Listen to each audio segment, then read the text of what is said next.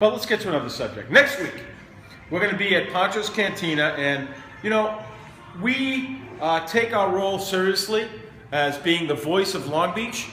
And even though we don't try to get involved in the political arena, we do feel it's important to give both parties a voice. So what we've done, and we think it's extremely fair and nonpartisan, is on the 11th at Pancho's Cantina, we've invited the 3 Republican candidates to come on the show and share their thoughts and their values and and what they want to do for Long Beach in the future, what their plans are. And on the 18th, we've invited the 3 Democratic candidates, also at Pancho's, to come on and say, why they deserve to be held in power and what their thoughts are for the future. And that's it. So this way, we're going to give both parties equal time to come on the show. And we feel that that's a great service to the Long Beach community, because 4 of the candidates running are really newcomers to the Long Beach political scene. So it will give people in the Long Beach community a chance to hear what the candidates have to say and make their own judgments and own decisions. So we feel that's a really, really good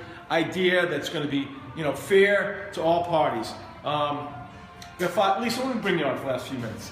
Lisa, a couple of weeks ago we had a really fabulous guest. We had Charles Fuschillo, who was a former New York State Senator, and now he's the President and Chief Executive Officer of the Alzheimer's Foundation of America.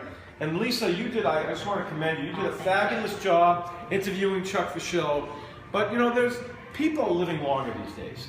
And, I just feel from time to time it's important to bring up Alzheimer's awareness, because people are living longer. You deal with a lot of people with Alzheimer's from being a speech pathologist, and I just think it's important to just get it out there. What are some of the initial things people should look for when they see relatives, especially who are getting up in age, about the early signs of Alzheimer's? The first sign is repetition, over and over, the same stories. And it's not stories from like 40 years ago in their glory days. It's like the same thing that they bought in the store on Thursday. And not being able to remember new information that they learn. Also, safety awareness can go. Safety awareness can go in the home where they're cooking and they forget to shut off the stove. And that's where you really have to be diligent as a family member to see what your family is really doing. That's great. And talk about the advances we've made in Alzheimer's as far as new drugs, new medication, where maybe nowadays it's a lot more treatable and people can have a better quality of life. With the drugs that are on the market today, 10 years ago there was 1, now there's probably 10, and basically it slows the progression. Alzheimer's, dementia are all progressive, so you are always going to have progression, but at least it's slowing. So you have your family member around longer as they really are.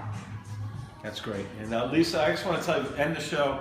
I always say parents are the role model, and Dane, we love having him on the show. He's a great kid, and you've done a fabulous job as his mother. That means the world to me. Thank you so much.